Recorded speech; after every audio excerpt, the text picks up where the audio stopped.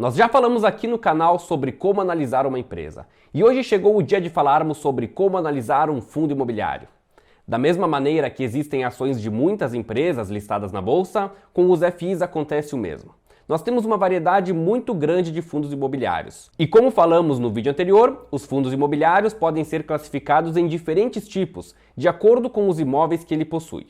Eles podem ser fundos logísticos, de lajes corporativas, de shopping centers, entre outros. Mas independente do tipo de ativos que o fundo possui, ele precisa ser um fundo bom, com bons ativos, imóveis bem localizados e possuir bons fundamentos também. Nesse vídeo vamos falar sobre como analisar um fundo imobiliário para ter em carteira. Então já se inscreve no canal para ficar por dentro dos lançamentos do canal e deixa o seu like. Vamos pro vídeo. Para analisar um fundo, antes de mais nada, precisamos das informações sobre eles. E tem um site muito bom que disponibiliza gratuitamente todas as informações e indicadores que nós precisamos para fazer uma boa análise. Eu estou falando do fundosexplorer.com.br. Acessando esse site e inserindo o código do fundo imobiliário que você deseja analisar, vai aparecer muitas informações, como os indicadores do fundo, as descrições sobre ele, histórico de cotação e distribuição dos dividendos, os imóveis que ele possui, tem praticamente tudo mesmo. E nesse vídeo vamos falar dos principais pontos para fazer uma análise. Os fundos imobiliários normalmente são escolhidos como opção de investimento pelas pessoas que buscam uma renda passiva, porque eles são excelentes pagadores de dividendos e a maioria deles paga mensalmente. Então, é uma renda extra que cai todo mês na sua conta. E como esse é um dos principais motivos de atrair tantos investidores, o primeiro indicador que vamos analisar é o Dividend Yield. Nós falamos desse indicador no vídeo sobre como analisar uma ação. E ele funciona basicamente da mesma forma para os fundos imobiliários. O Dividend Yield mostra a porcentagem paga em dividendos pelo fundo nos últimos 12 meses, em relação ao preço da cota. Então, para chegar nesse valor, pegamos os dividendos pagos nos últimos 12 meses por cota e dividimos pelo preço que ela está sendo negociada. Por exemplo, se um fundo está sendo negociado a R$ 100 por cota e nos últimos 12 meses pagou R$ 12 em dividendos, ele distribuiu então R$ 1 por mês. O dividend yield desse fundo será de 12%, que é o resultado dos R$ 12 recebidos em dividendos pelos R$ 100, que é o preço da cotação. E o dividendo mensal dele, então, seria de 1% ao mês. Aqui estamos considerando que o preço tenha se mantido estável em R$ 100 durante todo esse período, o que não acontece na prática, porque eles são negociados em bolsa e todos os dias o preço ele vai variar. Mas o Fundos Explorer já faz essa conta para você e disponibiliza na tela a porcentagem do dividend yield atual. Inclusive, eles disponibilizam o valor mensal, quanto que esse fundo pagou no último mês e também o histórico do dividend yield. Tem um gráfico lá no site que você pode acompanhar a evolução, o que é muito importante, porque às vezes o fundo pagou um dividendo muito alto no último mês, mas foi algo excepcional. Nos meses anteriores, o valor ele tinha sido muito mais baixo. E isso pode acontecer, pode ter entrado o valor de alguma multa contratual ou algum outro recebimento que não é regular e aumentou a distribuição desse fundo no mês. Então, analisando o histórico, você consegue perceber se o dividend yield atual é compatível com o histórico do fundo. Então temos que deixar isso bem claro. Além de olhar o indicador atual, é importante olhar o histórico, porque às vezes analisando somente o período em questão, nós podemos ter uma impressão errada do fundo. E outro ponto importantíssimo, nunca analisar os indicadores individualmente. Sempre precisamos analisar mais de um indicador. Um dividend yield bom não necessariamente mostra que o fundo é bom. Nós precisamos ir mais a fundo e analisar outras informações. Então o segundo indicador para utilizar na nossa análise é o P sobre VP. Uma sigla bem simples, preço dividido pelo valor patrimonial. Esse indicador analisa a cotação do fundo em relação ao valor patrimonial dele. Ah, beleza, Cássio, mas o que é isso? O valor patrimonial é o valor de todos os ativos do fundo que foram precificados através de laudos de avaliação, então é o valor que o fundo conseguiria se vendesse todos os seus ativos. Já o valor de mercado é o preço que o mercado está negociando esse fundo. E para chegar nesse valor, precisamos multiplicar o número de cotas que esse fundo possui pelo preço de cada cota. O resultado desta multiplicação vai dar o valor de mercado do FI em questão. Porém, meus amigos, dificilmente vamos encontrar um fundo que esteja negociando na bolsa exatamente pelo seu valor patrimonial. E aí que entra o indicador P sobre VP. Esse indicador ele mostra se o fundo está negociando acima, igual ou abaixo do seu valor patrimonial. Para chegar no resultado, nós precisamos dividir o P, que é o preço de tela, fácil de conseguir, pelo valor patrimonial da cota, que conseguimos dividindo o valor patrimonial do fundo pelo número de cotas emitidas. Mas como eu passei para você o site Funds Explorer, você não vai precisar fazer conta nenhuma, porque o site já faz para você e disponibiliza esse indicador calculado. Então, se o fundo está com um preço sobre valor patrimonial de 0,85, isso significa que ele está negociando 15% abaixo do seu valor patrimonial. Ou seja, ele está barato, meu amigo. Quando o valor do indicador é 1, significa que ele está negociando exatamente pelo mesmo preço do seu valor patrimonial. E acima de 1, ele está negociando acima do patrimônio do fundo. Por exemplo, um PVP de 1,1 significa que a cotação do fundo está 10% acima do valor patrimonial dele. Mas, como eu falei antes, nós precisamos olhar o histórico. Porque se formos olhar um fundo que está negociando 15% abaixo do seu valor patrimonial, teoricamente ele está barato, mas talvez seja uma furada, porque isso também depende dos imóveis que ele possui.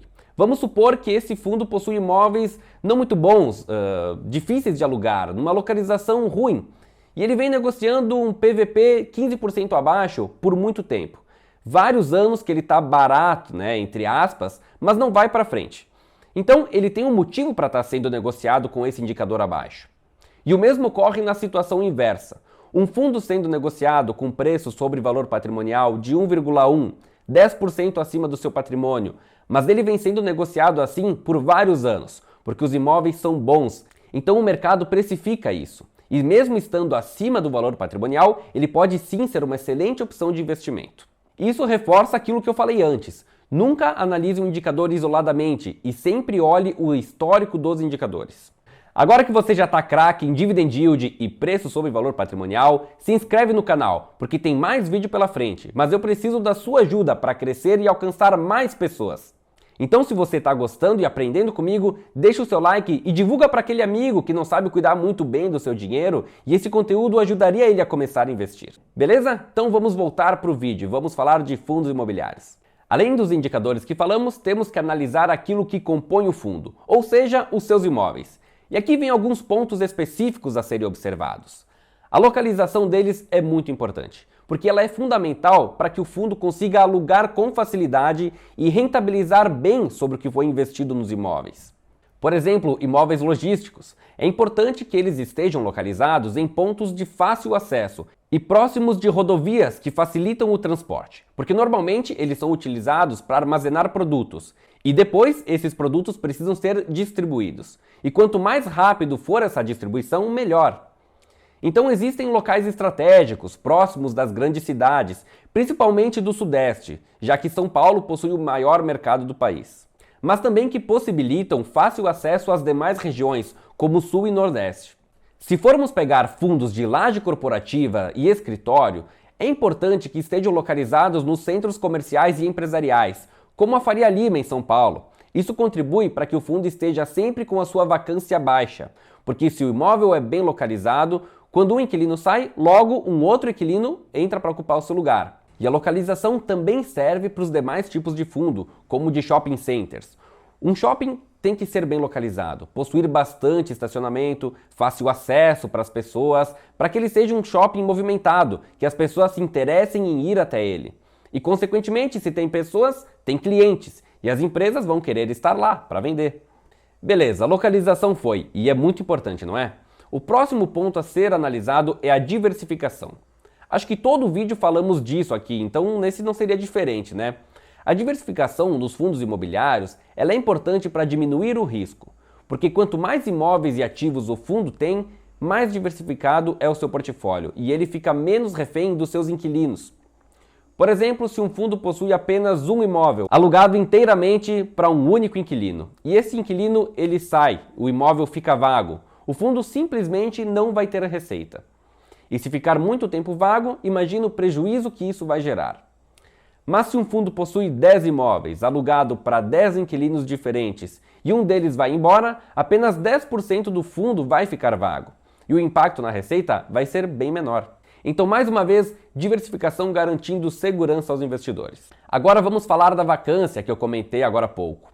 O indicador que vamos analisar é a taxa de vacância, que nada mais é do que a parte dos ativos do fundo que não está sendo utilizada, ou seja, a parte que está vaga, que não está sendo alugada.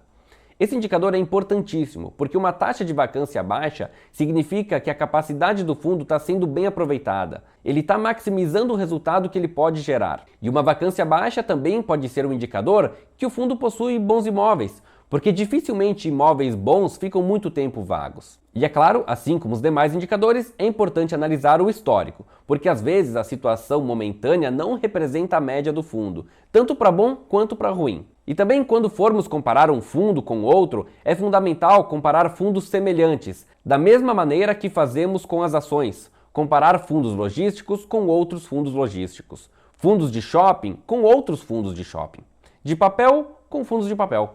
Porque cada classe de ativos possui suas peculiaridades e para fazer uma boa comparação, os fundos precisam estar no mesmo mercado, com as mesmas condições e desafios.